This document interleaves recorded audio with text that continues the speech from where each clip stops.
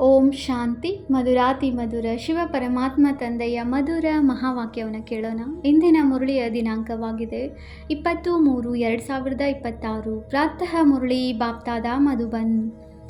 ಮಧುರ ಮಕ್ಕಳೇ, ಪುಣ್ಯಾತ್ಮರಾಗಬೇಕೆಂದರೆ ಒಬ್ಬ ತಂದೆಯನ್ನು ನೆನಪು ಮಾಡಿ. ನೆನಪಿನಿಂದಲೇ ತುಕ್ಕು ಬಿಟ್ಟು ಹೋಗುವುದು, ಆತ್ಮವು ಪಾವನವಾಗುವುದು. ಪ್ರಶ್ನೆಯಾಗಿದೆ, ಯಾವ ಸ್ಮೃತಿ ಇದ್ದಾಗ ಎಂದೂ ಯಾವುದೇ ಮಾತಿನಲ್ಲಿ ತಬ್ಬಿಬ್ಬಾಗುವುದಿಲ್ಲ? ಉತ್ತರ, ಡ್ರಾಮಾದ ಸ್ಮೃತಿ ಮಾಡಲ್ಪಟ್ಟಿರುವುದೇ ನಡೆಯುತ್ತಿದೆ. ಈಗ ಏನು ಹೊಸದಾಗಿ ನಡೆಯುತ್ತಿಲ್ಲ. ಈ ಅನಾದಿ ನಾಟಕವು ನಡೆಯುತ್ತಲೇ ಇರುತ್ತದೆ. ಇದರಲ್ಲಿ ಯಾವುದೇ ಮಾತಿನಲ್ಲಿ ತಬ್ಬಿಬ್ಬಾಗುವ ಅವಶ್ಯಕತೆ ಇಲ್ಲ. ಕೆಲವು ಮಕ್ಕಳು ಹೇಳುತ್ತಾರೆ, ನಮ್ಮದು ಇದು ಅಂತಿಮ 84ನೇ ಜನ್ಮವೋ ಅಥವಾ ಅಲ್ಲವೋ ಗೊತ್ತಿಲ್ಲವೆಂದು ತಬ್ಬಿಬ್ಬಾಗುತ್ತಾರೆ. ಅದಕ್ಕೆ ತಂದೆಯು ಹೇಳುತ್ತಾರೆ, ತಬ್ಬಿಬ್ಬಾಗಬೇಡಿ, ಮನುಷ್ಯನಿಂದ ದೇವತೆಯಾಗುವ ಪುರುಷಾರ್ಥ ಮಾಡಿ. ಓಂ ಶಾಂತಿ. ಮಕ್ಕಳಿಗೆ ಓಂ ಶಾಂತಿಯ ಅರ್ಥವು ತಿಳಿದಿದೆ. ನಾನಾತ್ಮನಾಗಿದ್ದೇನೆ ಮತ್ತು ನಾನಾತ್ಮನ ಸ್ವಧರ್ಮವು ಶಾಂತಿಯಾಗಿದೆ. ನಾನಾತ್ಮ ಶಾಂತ ಸ್ವರೂಪ, ಶಾಂತಿಧಾಮದ ನಿವಾಸಿಯಾಗಿದ್ದೇನೆ. ಈ ಪಾಠವನ್ನು ಪಕ್ಕಾ ಮಾಡಿಕೊಳ್ಳುತ್ತಾ ಹೋಗಿ. ಇದನ್ನು ಯಾರು ತಿಳಿಸುತ್ತಾರೆ? ಶಿವತಂದೆ. ಶಿವತಂದೆಯನ್ನೇ ನೆನಪು ಮಾಡಬೇಕಾಗಿದೆ. ಅವರಿಗೆ ತಮ್ಮದೇ ಆದ ರಥವಿಲ್ಲ, ಆದ್ದರಿಂದ ಅವರಿಗೆ ಎತ್ತನ್ನು ತೋರಿಸುತ್ತಾರೆ. ಮಂದಿರದಲ್ಲಿಯೂ ಬಸವನನ್ನು ಇಟ್ಟಿದ್ದಾರೆ. ಇದಕ್ಕೆ ಪೂರ್ಣ ಅಜ್ಞಾನವೆಂದು ಹೇಳಲಾಗುತ್ತದೆ.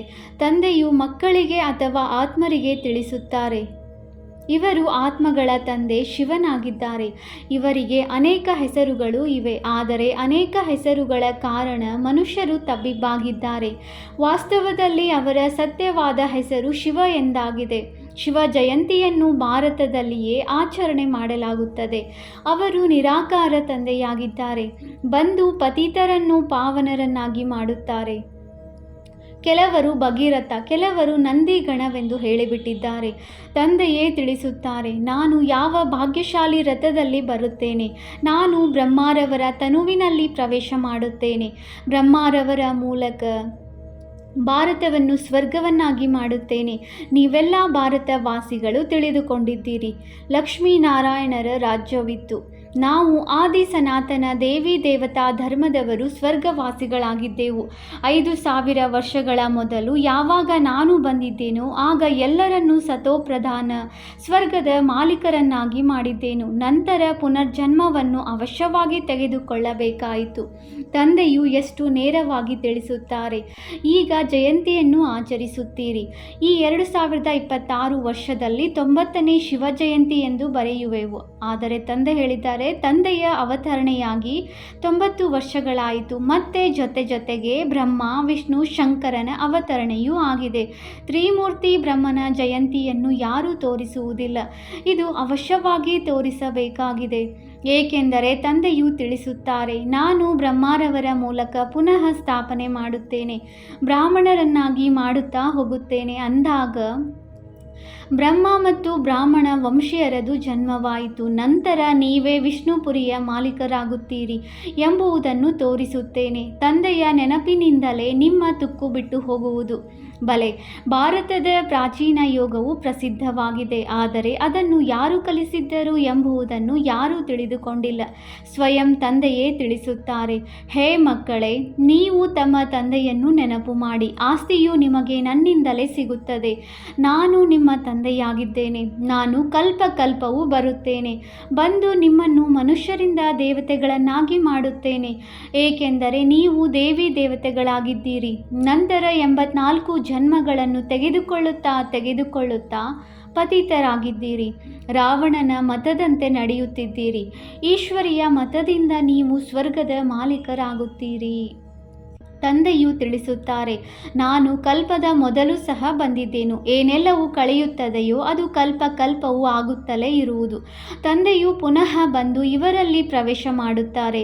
ಈ ದಾದಾರವರನ್ನು ಬಿಡಿಸುತ್ತಾರೆ. ನಂತರ ಇವರೆಲ್ಲರ ಪಾಲನೆ ಮಾಡಿಸುತ್ತಾರೆ. ನಾವೇ ಸತ್ಯಯುಗದಲ್ಲಿದ್ದೆವು. ನಾವು ಭಾರತವಾಸಿಗಳೇ 84 ಜನ್ಮಗಳನ್ನು ತೆಗೆದುಕೊಳ್ಳಬೇಕಾಯಿತು ಎಂಬುದನ್ನು ನೀವು ತಿಳಿದುಕೊಂಡಿದ್ದೀರಿ.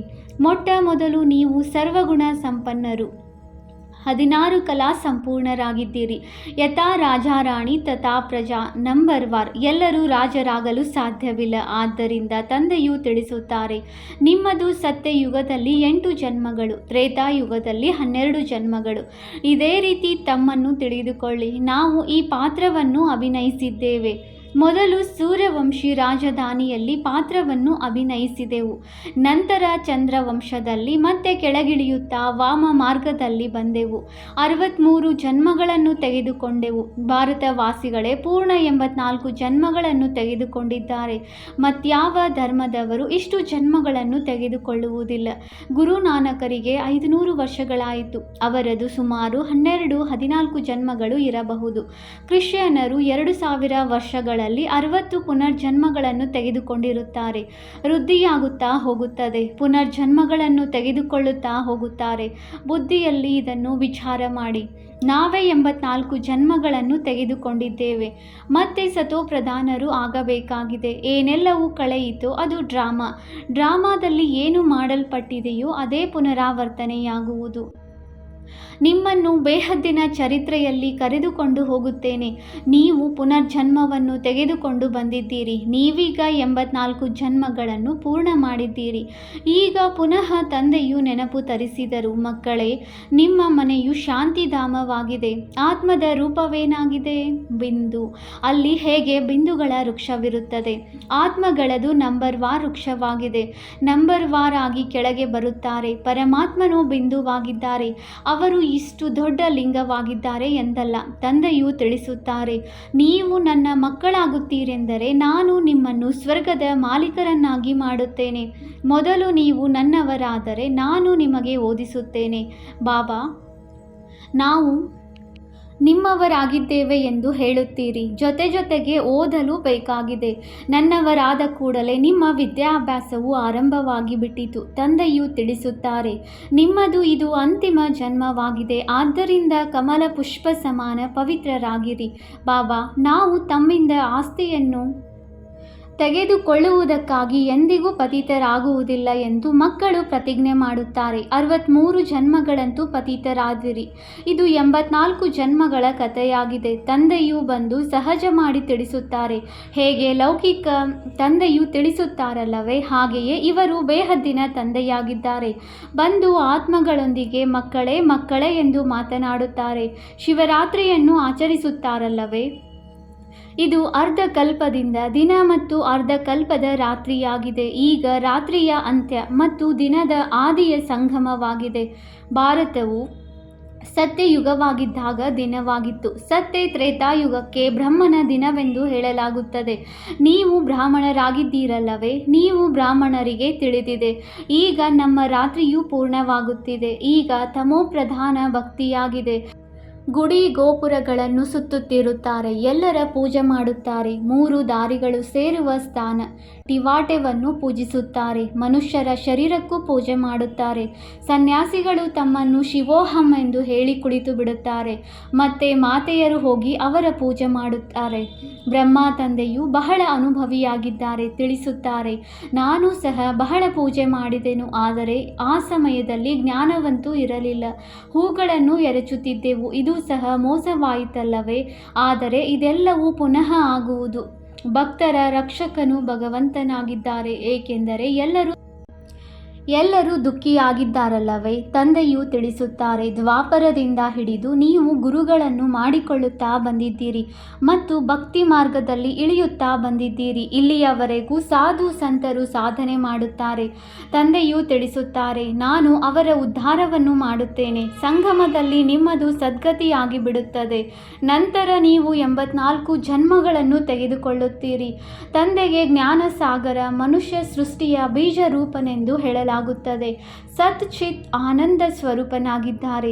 ಅವರೆಂದೂ ವಿನಾಶ ಹೊಂದುವುದಿಲ್ಲ. ಅವರಲ್ಲಿ ಜ್ಞಾನವಿದೆ. ಜ್ಞಾನ ಸಾಗರ, ಪ್ರೀತಿಯ ಸಾಗರನಾಗಿದ್ದಾರೆ ಅಂದ ಮೇಲೆ ಅವರಿಂದ ಅವಶ್ಯವಾಗಿ ಆಸ್ತಿ ಸಿಗಬೇಕಾಗಿದೆ.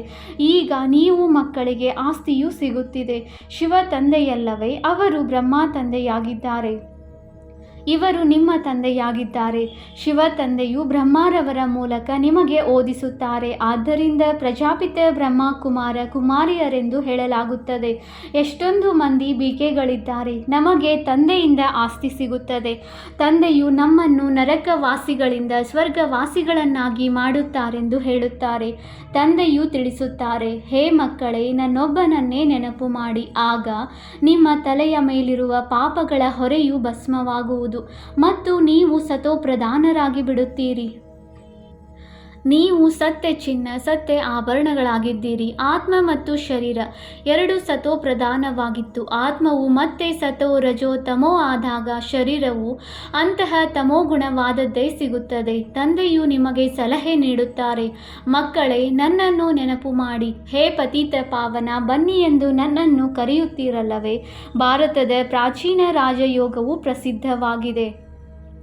ಈಗ ನಿಮಗೆ ಆ ರಾಜಯೋಗವನ್ನು ಕಲಿಸುತ್ತಿದ್ದೇನೆ. ನನ್ನೊಂದಿಗೆ ಬುದ್ಧಿಯೋಗವನ್ನು ಇಟ್ಟಿದ್ದೆಯಾದರೆ ಅದರಿಂದ ನಿಮ್ಮಲ್ಲಿರುವ ತುಕ್ಕು ಭಸ್ಮವಾಗುತ್ತದೆ. ಎಷ್ಟು ನೆನಪು ಮಾಡುತ್ತೀರೋ ಅಷ್ಟು ತುಕ್ಕು ಬಿಡುತ್ತಾ ಹೋಗುವುದು ನೆನಪಿನದೇ ಮುಖ್ಯ ಮಾತಾಗಿದೆ.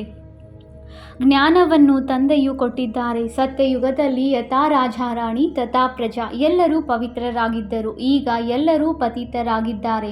ತಂದೆಯು ತಿಳಿಸುತ್ತಾರೆ, ಇವರ ಬಹಳ ಜನ್ಮಗಳ ಅಂತಿಮ ಜನ್ಮದಲ್ಲಿ ನಾನು ಪ್ರವೇಶ ಮಾಡುತ್ತೇನೆ. ಇವರಿಗೆ ಭಾಗ್ಯಶಾಲಿ ರಥವೆಂದು ಹೇಳಲಾಗುತ್ತದೆ. ಇವರು ಓದಿ ನಂತರ ಮೊದಲ ನಂಬರ್ನಲ್ಲಿ ಹೋಗುತ್ತಾರೆ. ನಂಬರ್ ವಾರ್ ಆಗುತ್ತಾರಲ್ಲವೇ. ಆದರೆ ಮುಖ್ಯವಾಗಿ ಒಬ್ಬರ ಹೆಸರಿರುತ್ತದೆ. ತಂದೆಯು ಮಕ್ಕಳಿಗೆ 84 ಜನ್ಮಗಳ ರಹಸ್ಯವನ್ನು ಚೆನ್ನಾಗಿ ತಿಳಿಸಿದ್ದಾರೆ. ನೀವು ಆದಿ ಸನಾತನ ದೇವಿ ದೇವತಾ ಧರ್ಮದವರೂ ಆಗಿದ್ದೀರಿ.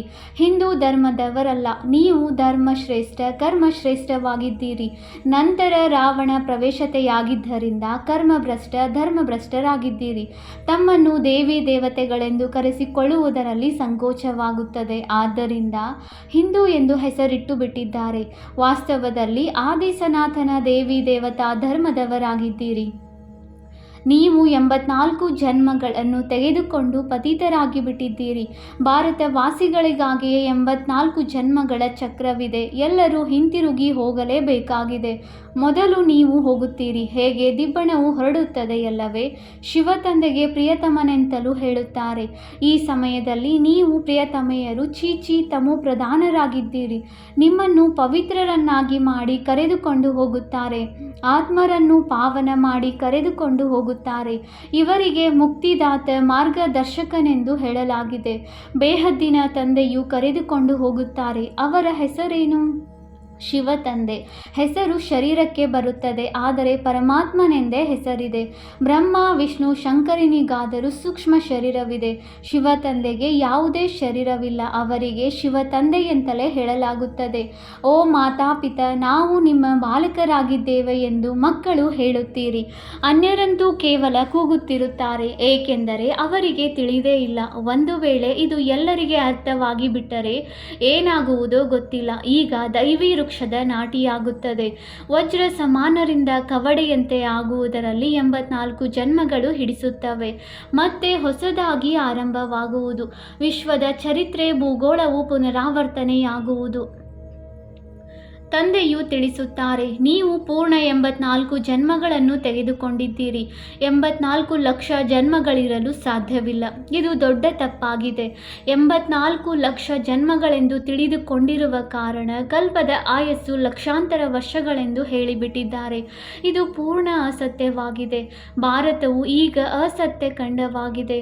ನೀವು ಸತ್ಯಖಂಡದಲ್ಲಿ ಸದಾ ಸುಖಿಯಾಗಿದ್ದೀರಿ. ಈ ಸಮಯದಲ್ಲಿ ನೀವು 21 ಜನ್ಮಗಳ ಆಸ್ತಿಯನ್ನು ಪಡೆದುಕೊಳ್ಳುತ್ತೀರಿ. ಎಲ್ಲವೂ ನಿಮ್ಮ ಪುರುಷಾರ್ಥದ ಮೇಲೆ ಅವಲಂಬಿಸಿದೆ. ರಾಜಧಾನಿಯಲ್ಲಿ ಯಾವ ಪದವಿಯನ್ನು ಬೇಕಾದರೂ ಪಡೆದುಕೊಳ್ಳಿ, ಅದರಲ್ಲಿ ಜಾದು ಮುಂತಾದುದರ ಮಾತಿಲ್ಲ. ಮನುಷ್ಯರಿಂದ ದೇವತೆಗಳು ಅವಶ್ಯವಾಗಿ ಆಗುತ್ತೀರಿ. ಇದಂತೂ ಒಳ್ಳೆಯ ಜಾದು ಅಲ್ಲವೇ. ನಾವು ತಂದೆಯ ಮಕ್ಕಳಾಗಿದ್ದೇವೆ. ಕಲ್ಪ ಕಲ್ಪವು ತಂದೆಯು ನಮ್ಮನ್ನು ಸ್ವರ್ಗದ ಮಾಲೀಕರನ್ನಾಗಿ ಮಾಡುತ್ತಾರೆ ಎಂಬುದನ್ನು ನೀವು ಸೆಕೆಂಡಿನಲ್ಲಿ ಅರಿತುಕೊಳ್ಳುತ್ತೀರಿ. ಅರ್ಧ ಕಲ್ಪ ಅಲೆದಾಡುತ್ತಾ ಬಂದಿದ್ದೀರಿ, ಆದರೆ ಯಾರೂ ಸ್ವರ್ಗವಾಸಿಗಳಂತೂ ಆಗಲಿಲ್ಲ. ತಂದೆಯು ಬಂದು ನೀವು ಮಕ್ಕಳನ್ನು ಯೋಗ್ಯರನ್ನಾಗಿ ಮಾಡುತ್ತಾರೆ. ಅವಶ್ಯವಾಗಿ ಅಲ್ಲಿ ಮಹಾಭಾರತ ಯುದ್ಧವು ನಡೆದಿತ್ತು ಮತ್ತು ರಾಜಯೋಗವನ್ನು ಕಲಿಸಿದ್ದರು. ಶಿವ ತಂದೆಯು ತಿಳಿಸುತ್ತಾರೆ, ನಾನೇ ಬಂದು ನಿಮಗೆ ಕಲಿಸಿಕೊಡುತ್ತೇನೆ, ಕ್ರಿಸ್ತನಲ್ಲ. ಈಗ ನಿಮ್ಮದು ಬಹಳ ಜನ್ಮಗಳ ಅಂತಿಮ ಜನ್ಮವಾಗಿದೆ. ಇದರಲ್ಲಿ ನೀವು ತಬ್ಬಿಬ್ಬಾಗಬೇಡಿ. ನೀವು ಭಾರತವಾಸಿಗಳಾಗಿದ್ದೀರಿ. ನಿಮ್ಮ ಧರ್ಮವು ಬಹಳ ಸುಖ ಕೊಡುವಂಥದ್ದಾಗಿದೆ. ಅನ್ಯ ಧರ್ಮದವರಂತೂ ವೈಕುಂಠದಲ್ಲಿ ಬರಲು ಸಾಧ್ಯವಿಲ್ಲ. ಈ ನಾಟಕವು ಅನಾದಿಯಾಗಿ ನಡೆದು ಬರುತ್ತಿದೆ. ಯಾವಾಗ ಆಯಿತು ಎಂದು ಹೇಳುವಂತಿಲ್ಲ. ಇದಕ್ಕೆ ಅಂತ್ಯವಿಲ್ಲ. ವಿಶ್ವದ ಚರಿತ್ರೆ ಭೂಗೋಳವು ಪುನರಾವರ್ತನೆಯಾಗುತ್ತಾ ಇರುತ್ತದೆ.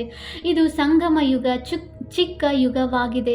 ಬ್ರಾಹ್ಮಣರದು ಶಿಕೆಯಾಗಿದೆ. ತಂದೆಯು ನೀವು ಬ್ರಾಹ್ಮಣರನ್ನು ದೇವತೆಗಳನ್ನಾಗಿ ಮಾಡುತ್ತಿದ್ದಾರೆ ಅಂದ ಮೇಲೆ ಬ್ರಹ್ಮನ ಮಕ್ಕಳು ಅವಶ್ಯವಾಗಿ ಆಗಬೇಕಾಗಿದೆ.